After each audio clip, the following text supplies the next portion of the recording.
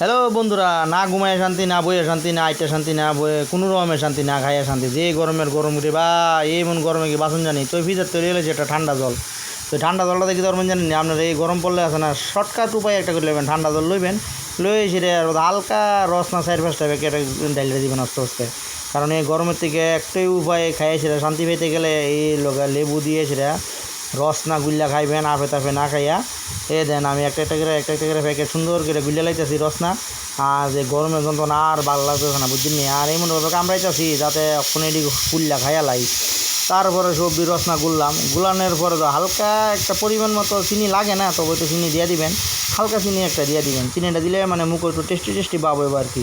তো আমি একটু হালকা চিনি দিয়ে দিছি, 1 চামচ 2 চামচ পরিমাণ মতো, যাদের পরিমাণ মতো তেতে দিয়ে দিবেন, তাইলে গরমের থেকে আপনারা বাঁচ পারবেন।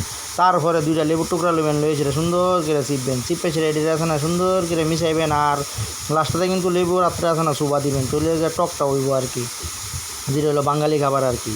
তারপরে গরমের থেকে বাঁচার হইলো এই একটাই উপায়, সে সুন্দর করে আমি লইয়া বইয়া গেছি, কারণ কোনো রকমে নাই শান্তি। গরমের গরম, আহাই রে গরম রে, এই গরমে মানুষে কিতা খাওয়াইবি।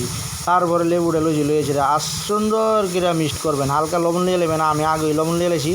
তারপরে এই এমনি মিক্সড করবেন, মিক্সড করতে কইবেন কারে দিবেন, কারে দিতেন না। তো আমার ঘরে কেউ আসলো না, তো আমি নিজে একটা সুন্দর করে এই গুল্লা লেছি, গুলে সেটা মানে নিজে একটা বয়ে খামো। তো বালা করে গুলা হয়ে গেছে।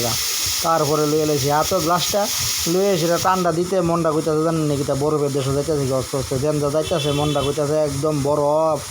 আর শরীরটা যে একটা ঠান্ডা দিয়েছে গো, একবারে শান্তি, পৃথিবীর বুকে শান্তি।